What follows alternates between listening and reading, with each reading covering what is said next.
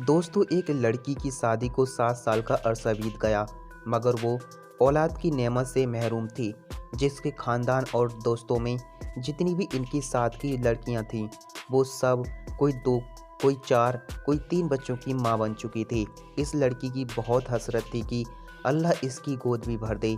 लड़की किसी से कुछ नहीं कहती थी, लेकिन दिल ही दिल में अल्लाह से दुआ मांगा करती थी, या अल्लाह मुझे भी खुशियाँ दिखा दे। दोस्तों, इस लड़की की सारी सहेलियाँ, जहाँ तक कि इसकी ससुराल में जितनी शादियाँ इनके बाद हुई थी, उन सब साहिब औलाद हो चुके थे।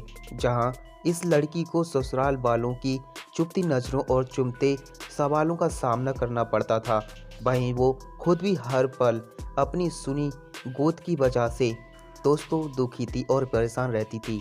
उसने हिम्मत करके अपना चेकअप भी करवाया, लेकिन ये चीज़ देखकर उसे और भी ज़्यादा तकलीफ़ होती कि उसकी रिपोर्ट में डॉक्टर ने तकरीबन नाउम्मीद की ज़ाहिर की। इस वजह से वो हर वक्त दुखी रहने लगी, मगर दिल में एक उम्मीद रहती थी, अगर अल्लाह चाहे तो कुछ भी ना मुमकिन नहीं है। डॉक्टर की बात कभी कभी सच भी नहीं होती, क्योंकि वो सिर्फ अपना अंदाज़ा और अपने तजुर्बे की बुनियाद पर कुछ कह सकते हैं, लेकिन हकीकत फ़ैसला तो अल्लाह के इख्तियार में ही है। लड़की का दिल अगर बहुत ज़्यादा उदास होता तो वो छिप छिप कर अपने कमरे में रो लेती थी। कोई भी उसकी तकलीफ को समझ नहीं पा रहा था कि वो खुद औलाद ना होने की वजह से कितनी तकलीफ और अजीज से गुजर रही है। ससुराल वाले तो बातें बनाते ही थे, लेकिन रिश्तेदार और हमसायों की बातें जलती पर तेल का काम करती थीं, और उसकी सास कुछ बातें तो इस तरीके की कर देती थी जिससे सुनकर चाहता कि वो मर जाए, या अल्लाह उन लोगों से कहीं दूर चली जाए, क्योंकि उन लोगों की बातें दिल पे दिन पड़ती जा रही थी।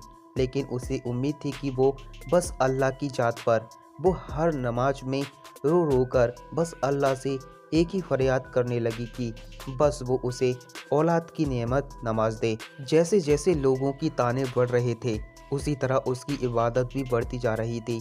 वो बस अल्लाह की रहमत काबुलियत के दर्जे पर फाइज थी।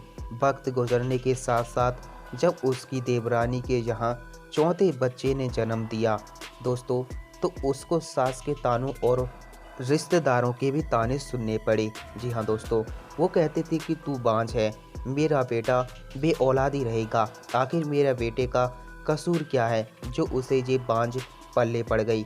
एक दिन वो अपने देवर के बच्चे को गोद में लेकर प्यार कर रही थी कि ना जाने उसके दिल को क्या हुआ कि वो बच्चे को वहीं लिटाकर अपने कमरे में आई और ऐसा रोने लगी कि सब घर वाले जमा हो गए। उसके हालात को समझे बिना ही सब ये सोचने लगे कि ये देवर के बच्चों से जलती है, हाजत करती है, इसलिए रोती है।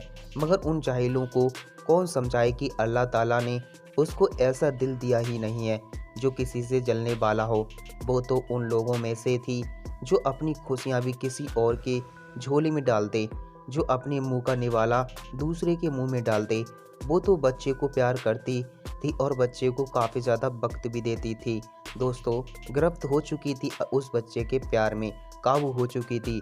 आज उसके आंसू भी सारे बंद तोड़कर बहने लगे थे। बस उसका एक शौहर था जिसने उसे कभी ताना नहीं दिया था। उसका शौहर उसे दिल और जान से प्यार करता था। वो उसकी ख्वाहिश को समझा करता था, लेकिन वो क्या करता, उसके हाथ में कुछ भी नहीं था। एक दिन किसी ने कहा अपने शौहर का भी टेस्ट करवाओ। पहले तो इस बात पर बहुत हंगामा हुआ, लेकिन बाद में उसके शौहर ने कहा टेस्ट करवाने में क्या हर्ज है। फिर उसके शौहर का टेस्ट करवाया भी, और जब रिपोर्ट आई तो ठीक थी। फिर तो घर में एक तूफान आ गया। सब कहने लगे कि अब इस लड़की को फारिग करो, हम तुम्हारी शादी दूसरी जगह करेंगे। लेकिन उसका शौहर उसे किसी भी हालात में तलाक देने को तैयार नहीं था। शौहर की मोहब्बत में एक जर्रा बरकरार कम नहीं था, बल्कि वो इसकी दिलजोशी इसी अंदाज में कहता कि अगर अल्लाह को मंजूर है कि हमें बे औलाद रखना, और अगर अल्लाह के बंदे हैं तो हम बे औलाद रहेंगे, तो क्या हुआ, अल्लाह का शुक्रगुजार है। उसने अपने शौहर से कहा कि आप दूसरी शादी कर लीजिए, मगर वो अपनी बीवी से बहुत प्यार करता था, इसलिए वो किसी भी सूरत में नहीं माना। लेकिन उसकी सास ने बहुत लाख ताक करके जहाँ तक कह दिया कि तुम चाहती ही नहीं कि हमारे घर खुशियाँ आएं, मेरे बेटे का भी कोई बारिश हो। सास की जली कटी बातें सुनकर वो बहुत परेशान हुई। उसने बाजू किया और नमाज के वक्त नमाज को खड़ी हो गई। जब दुआ के लिए हाथ उठाया तो ऐसी दिक्कत आई कि कुछ न बोल जाए। वो कुछ भी बोल नहीं पा रही थी। फिर सजदे में गिरकर अल्लाह से फरियाद करने लगी, या अल्लाह, अगर तूने मुझे वे औलाद रखना है तो तूने मुझे इस दुनिया में औरत के रूप में क्यों भेजा? औरतें पूरी ही औलाद से होती हैं, फिर मेरे वजूद को अधूरा क्यों रखा? या अल्लाह, सारी दुनिया के डॉक्टर जो चाहें मर्जी कहते हों, मुझे तो तेरा ही आसरा है। या अल्लाह, मेरी वजह से मेरे शोहर को तकलीफ़ और इस महरूमियत से ना गुजार। या अल्लाह, तू हर चीज़ पर कादिल है।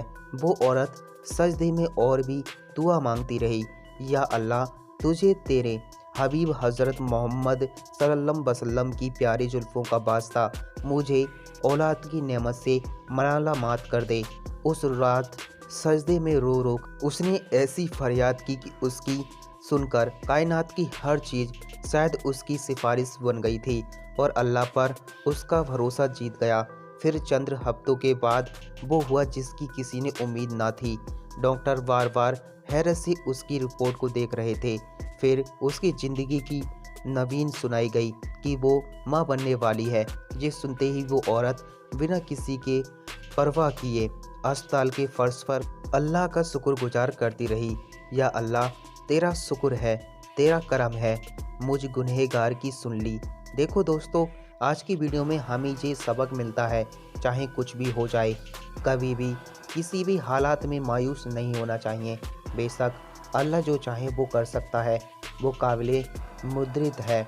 लोग कुछ भी कहें, बस अल्लाह ताला पर मुकम्मल भरोसा रखें, ना कभी किसी का बुरा सोचें, ना बुरा करें। आज की वीडियो में बस इतना ही। वीडियो पसंद आया हो चैनल को जरूर सब्सक्राइब करें।